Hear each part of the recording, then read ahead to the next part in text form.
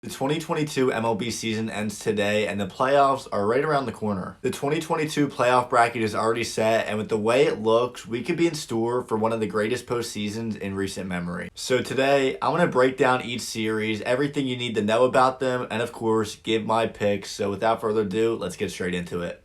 Starting things off, we had the AL Central champion Cleveland Guardians going up against the final wild card Tampa Bay Rays. The biggest thing for me going into postseason baseball is how teams and players are performing, and of course, in the postseason, pitching and defense. The offenses are the weakness for both the Guardians and the Rays. The pitching staffs are the strength, but I think Cleveland has a better rotation and bullpen, and in the starting matchups, I think Cleveland wins. Shane Bieber and Tristan McKenzie were lights out in September, posting an ERA just above 2 for them. Meanwhile, in Tampa Bay, Shane McClanahan has not been the same guy since returning from the IL. And Tyler Glasnow has only made 2 starts since returning from Tommy John surgery, pitching 3 innings in both. So how far can we expect him to go in Game 2?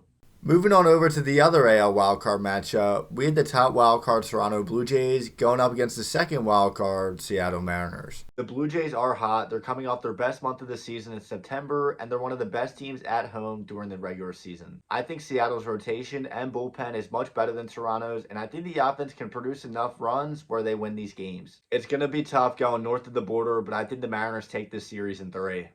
Heading over to the National League now, we had the NL Central champion St. Louis Cardinals going up against the final wild card Philadelphia Phillies. I've always said the Philadelphia Phillies would match up well with the St. Louis Cardinals. Zach Wheeler and Aaron Nola have pitched really well against St. Louis in their career, and this season, Zach Wheeler has thrown 14 shutout innings against them. The Cardinals absolutely have the edge in the bullpen, and these offenses are very similar, both ranking in the top 7 in runs scored, but the X factor here is the rotation, and it's advantage Philly. Paul Goldschmidt and Nolan Arenado, the catalysts of the Cardinals lineup, have also been really bad in September, and with all that being said, I think the Phillies upset them here.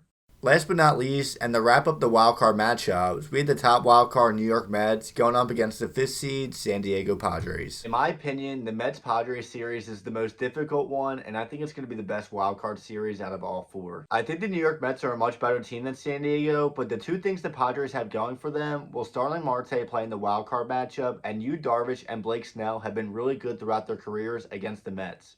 If Starling Marte doesn't play for the Mets, I think that's a huge loss for them, as he hasn't played for the past couple weeks, and we've seen what it's been like without him in the lineup.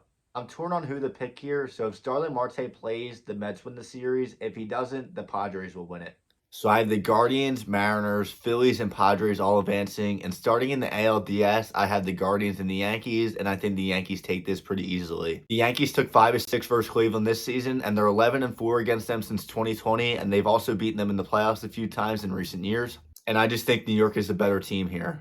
Moving on over to the other ALDS matchup, we had the Astros and the Mariners. I really like Houston's team. They had the second best rotation, one of the best bullpens, and their offense is pretty solid as well. And they just have that postseason experience that Seattle doesn't. The Astros took 12-19 from Seattle this season. I think that trend continues in the ALDS, and they advanced to the ALCS. Moving on over to the NLDS now, we had the Phillies and the Braves. The Braves won the season series 11-8. I think they're a much better ball club, especially if Spencer Strider comes back in time for the NLDS. I think Atlanta beats Philadelphia pretty easily and advances to the NLCS. The same thing kind of applies to the other NLDS matchup. We have the Dodgers and the Padres, and the Dodgers have owned the Padres this season, winning 14 out of 19 games against them. I think the Dodgers take the series pretty easily. Tony Gonsolin will be back. That is huge for LA's rotation. I think there's a rematch from last year between the Braves and the Dodgers in the NLCS. Back to the American League here, we have another ALCS rematch between the Astros and the Yankees. The Yankees have lost against Houston in 2015, 2017, and 2019 to them in the playoffs. Will this be the year they turn it around? Me personally, I don't think so. I think Houston's bullpen is better, their rotation is better, and I'd probably take their offense. I think it's much deeper than New York. So for the 4th time since 2017, I have Houston advancing to the World Series. Dodgers and Braves is a rematch from last year in the NLCS. They also played each other in 2020, so you could say this is a rubber match. This one is super tough for me because I think these are the 2 best teams in baseball, and I'm really indecisive who will advance to the World Series. No matter what, I see the series going 7 games, but I think the Dodgers have a better bullpen, rotation, and offense. I think they're a better, well-rounded team, so I have them advancing. It's a rematch of the 2017 World Series, the Houston Astros versus the Los Angeles Dodgers, in my opinion. And I think LA takes this one, and I really think they need to prove the haters wrong that 2020 wasn't some Mickey Mouse ring. They were by far the best regular season team, run differential, best record. They were a historical team, matter of fact. I mean, 110 wins was the second most in the NL since 1906. The lineup is just so deep. The bullpen has been getting back some major arms in the back end, and I think the rotation can handle itself, especially with Gonsolin back, as I mentioned before. I had the Dodgers over the Astros in 7. Let me know down below, what is your World Series prediction, and do you agree or disagree with my bracket? That's going to wrap up the video though. Make sure to subscribe if you haven't already, and if you enjoyed today's video, make sure to leave a like. Enjoy the postseason baseball. October baseball is the best. Hope you guys have a good rest of your day though, and I'll see you in the next video.